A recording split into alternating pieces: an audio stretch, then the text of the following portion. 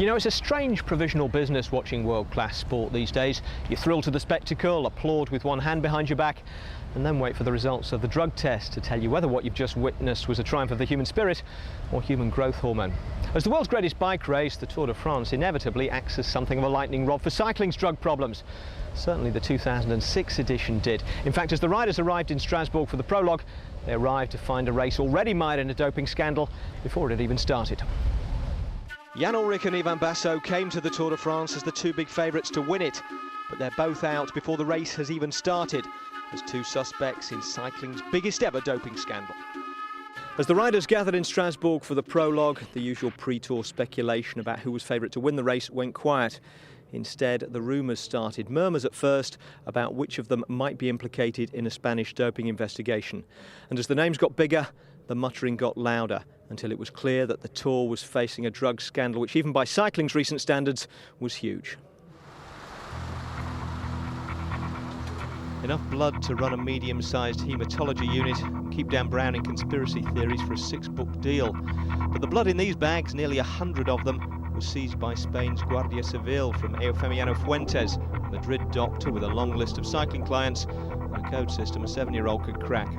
The raid, part of a long-running Spanish investigation called Operation Puerto, also found transfusion equipment and a flying pharmacy of performance-enhancing drugs. That was in May. Since then, the rumour mill had been on double shifts. Nearly 60 cyclists were said to be implicated, including some of the biggest names in the sport. The biggest names in the sport turned up for their pre-tour medicals, apparently without a care in the world. Germany's Jan Ullrich and Ivan Basso of Italy, outwardly concerned only with which of them would succeed Lance Armstrong. But by the next morning, the rumours had solidified into a 500-page report outlining the criminal case in Spain. First to go, under pressure from his sponsor, T-Mobile, was the 1997 Tour winner Ullrich. Ja gut, das Einzige, was ich sagen kann, dass ich geschockt bin, dass ich nach wie vor nichts mit diesen Sachen zu tun habe, dass ich Opfer jetzt bin, einfach, dass ich dieses Jahr mich vorbereitet habe wie noch nie, eine Bombenform habe, jetzt es nicht fassen kann und heulen könnte, dass ich nach Hause fahre mit der Höchstform. Das ganze Team ist natürlich deprimiert, haben auch schon in Erwägung gezogen, nicht zu starten. Da habe ich aber gesagt, jetzt erst recht, die sollen für mich mitkämpfen. Ich werde jetzt ein paar Tage Ruhe für mich brauchen, weil, wie gesagt, das ist das Schlimmste, was mir in meiner Karriere bis jetzt passiert ist. Bin absolut unter Schock und werde ein paar Tage für mich brauchen und werde dann mit meinem Anwalt versuchen, meine Unschuld zu beweisen und werde auf alle Fälle weiterkämpfen. Aber momentan bin ich natürlich ziemlich am Boden. Kicked out along with Ullrich were his coach Rudy Pevenage, his teammate Oscar Sevilla, another alleged client of Dr. Fuentes. Back at Tour headquarters, the heavy report was being hurriedly digested at a meeting of all the team bosses. But by lunchtime, Piano Reese's star rider Ivan Basso, who had destroyed the field in his home Tour of Italy earlier in the year, was gone too. Like Ullrich, innocent until proven guilty, sufficiently implicated by the Spanish police report to be unwelcome at the Tour. Well, he says he's innocent, and okay, and I think we as team believes him until something else is proved. But still, we need to send him home, and because it's a situation that's far too difficult to be able to ride a Tour in. So. Everybody talks about how close a relationship you have with Ivan. Surely you must have your own beliefs. I mean, do you think he could possibly dope without you knowing? So, I cannot see that, but I don't know. I certainly don't hope so. I can, of course, not follow the riders 24 hours a day. By the end of a frantic day, Basso and Ullrich had been joined on the blacklist by Francisco Mancebo, leader of the AG2R team, and no fewer than 5 of the Astana Vert squad, including Australia's Alan Davis and Spain's Joseba Belocchi. That effectively disqualified the whole team, something the Tour had been hoping to do ever since Manolo Saiz, the man who owns and runs it, was arrested as part of the original police raid. And with Astana Vert went another Tour favourite, their leader Alexander Vinokourov, implicated nowhere but caught in the crossfire. So 13 riders out, plus the entire Comunidad Valenciana team who'd had their invitation withdrawn back in May. It looked like the Tour's darkest day since 1998, when the entire event threatened to collapse under the weight of the Festina drug scandal. But race director Christian Prudhomme preferred to see Black Friday as its bravest. Je voulais vous confirmer notre volonté réaffirmée de lutter ensemble contre le fléau du dopage. L'ennemi, ce n'est pas le vélo, l'ennemi, c'est le dopage. Le sport cycliste est un sport absolument merveilleux, avec des coureurs méritants, avec de grands champions, et nous entendons bien que demain, chacun puisse rêver avec ses champions. Some riders went further than Prudhomme. Britain's Tour debutant Bradley Wiggins was positively upbeat. I think it's brilliant, really. I was the only one. Well, I say I was the only one. It was our team was just sort of. I think it's great. I mean, it's about time we sort of got rid of some people like that. Sort of a chunk of people that are doing it, whether they get proved guilty or not. I think there's a certain amount of suspicion, and there's no, you know, we have to wait and see. Obviously, there's going to be massive implications now on court cases and things like that, legal battles. But you know, there's no smoke without fire, as they say, and. For people like me who sort of, you know, train 100% every day and go back to England and sacrifice a lot in life to be at something like the Tour de France, and it's good. Just hope that it goes on and some people have got the balls and the bottle to stick by it and start sentencing people and dragging more people out. I take my hat off to the sort of the big sponsors like T-Mobile on that, have took a stand and taken these guys out of the race. So, along with the retired Lance Armstrong, the entire top 5 from last year's race were out of the Tour, which left who? Well, good question. Suddenly the bookies were scrambling to recalibrate the odds on a mixture of up-and-comers, unknown quantities and otherwise excellent riders who'd previously been thought of as just outside the magic circle of men capable of winning the Tour. Now they were all in the mix. Alejandro Valverde, the brilliant young Spaniard who beat Lance Armstrong at Courchevel last year before retiring hurt. Australia's Cadel Evans, who finished 8th in his first Tour. Floyd Landis and his fellow American Levi Leipheimer, 2 former Discovery riders ready to step out of Lance Armstrong's Texas-sized shadow. And 3 possible contenders from Armstrong's old team itself. Yaroslav Popovic, the young Ukrainian. Paolo Savoldelli knows how to race a Grand Tour, already having won the Giro. George Hincapie, freed from service to his retired boss, fancies his chances as well. Well, the first test for George and everyone else was the prologue, a 7.1 kilometre time trial around the centre of Strasbourg. It was also the target of the 2 British riders in the race, David Miller, just back himself from a 2-year drugs ban, and Bradley Wiggins in his first ever Tour. As we pick up the action, the fastest early finisher is the German rider Sebastian Lang of Gerolsteiner. Your commentators, as always, are Paul Sherwin and Phil Liggett.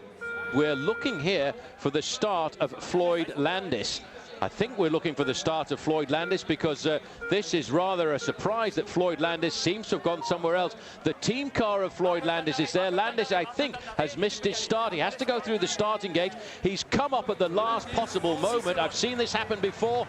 This will be a massive panic now for Floyd Landis because he will see himself losing a certain number of seconds. I think he lost himself between 5 and 10 seconds there, but that is a real professional mistake. He should not have made it. Neither should his team. This is the arrival of David Miller. It's not going to set the world on fire here this afternoon because it's around about 20 seconds from this last bend to the finish line, but he started his comeback. He started his attempt to convince the world that he's back and he's clean and he's good. Well, the thing is, 2 years out, cycling moves on. It's all well and good training and training hard, but competition is being missed here by David Miller. He'll get better and he might be good for London in a year's time when the Tour starts. He's produced something 9 seconds slower. He's still 7th overall on his comeback day. Phil, that's not bad. With 2 years of no competition in your legs to come back and do a performance like that, he's now got to settle down and think about how to get through the big long stages that are going to face him over the next 3 weeks. And back to the start house. The last man to go in today's stage of the Tour de France is George Hincapie. Rider 176. This man knows he's capable of great things. Last year, remember his brilliant win in the Pyrenees. Well, now, can he come home with a prologue time?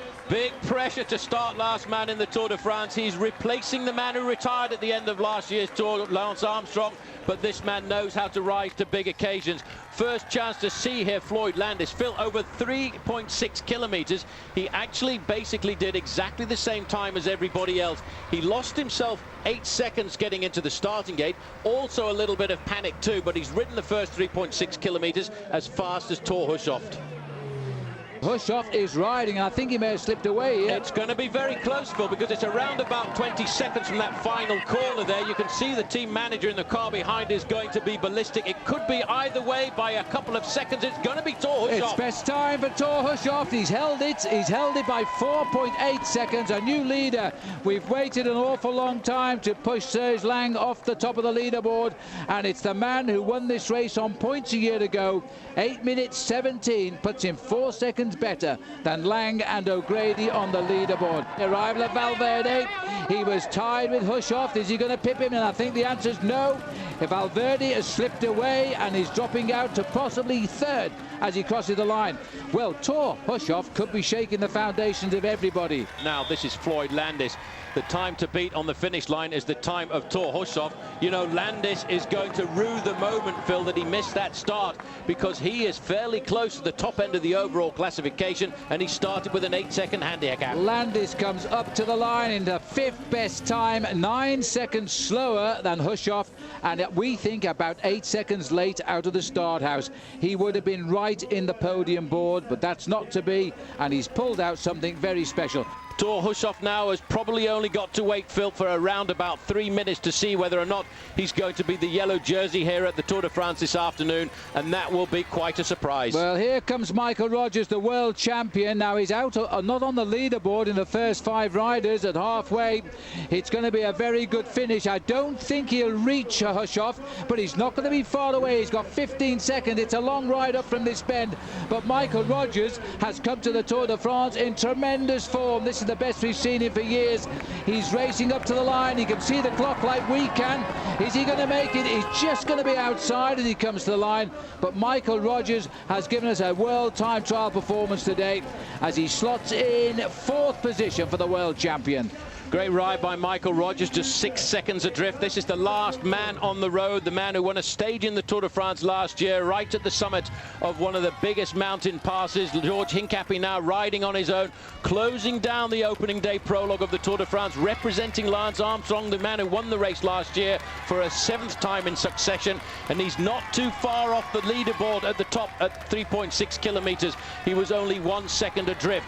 This is the arrival of Dave Zabriskie. It's all, Phil, going to be so very close, but I don't think Zabriskie's got enough time to get to the finish. Well, he's gritting his teeth and he's concentrating. He's just looking at that finishing line now. He knows this could be a blink of the eyelid, could decide this race. Thor Hushovd, the former champion of Norway as a time trialist, once an under-23 world champion. Is he going to hang on and beat Zabriskie? It looks like it's going to be a lunge for the line. It's gone.